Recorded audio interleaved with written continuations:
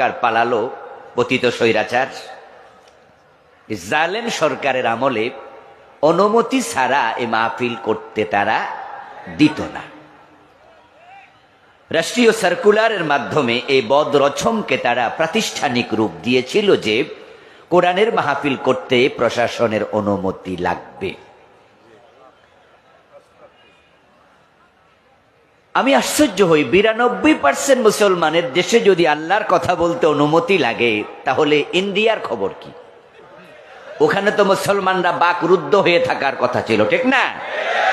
অথচ আপনি দেখেন ইন্ডিয়ার আসাম, কলকাতা, মেঘালয় সহ বাংলা ভাষাভাষী যে সমস্ত অঞ্চল আছে, সেখানে ওই দেশের আলেমরা তো নির্দ্বিধায়, নির্বিঘ্নে, নিশ্চিন্তে, নিঃসংকোচে মাহফিল করছেই।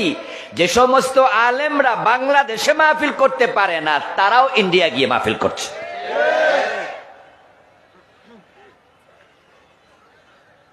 ইন্ডিয়া মুসলিম দেশ, সেখানে যদি তারা কোরআনের কথা বলতে পারে, আমাদের দেশে অনুমতি নিতে হবে। আহা, এখন ওদের কাছে অনুমতির জন্য দৌড়াতে দৌড়াতে মাহফিল কমিটির জুতার তলা অর্ধেকটা ক্ষয়।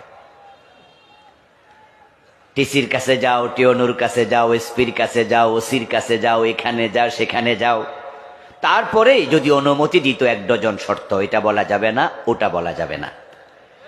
মনে হয় যেন তারা বাড়ির মালিক, আমরা ছিলাম ভাড়াটিয়া। তারা শ্বশুর পক্ষ, আমরা ছিলাম ঘর জামাই। আমরা কি দেশে পাসপোর্ট করে এসেছি নাকি?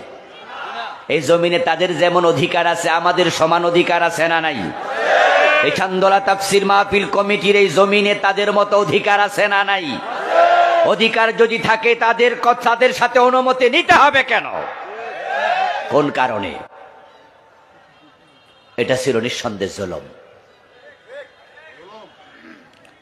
অনুমতিবিহীন মাহফিল করেছে, মাহফিল কমিটিকে অ্যারেস্ট করে নিয়েছে, এমন ঘটনাও ছিল। হুজুর কিছু সত্য বলেছে, ওই সত্য কথা তাদের বিরোধী হয়েছে, গায়ে লেগেছে। মাহফিল চলাকালে মাহফিলের মঞ্চে বক্তাকে লাঞ্ছিত করেছে, মুনাজাতটা পর্যন্ত করতে দেয় নাই, সামনে থেকে মাইক কেড়ে নিয়ে গেছে। আল্লাহর বড় করুণা, তার বড় দয়া।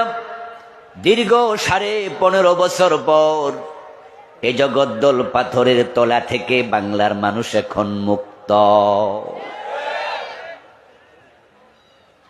গত 4.5 মাসের মতো সময়, আগস্টের 5 তারিখের পর থেকে কোরআন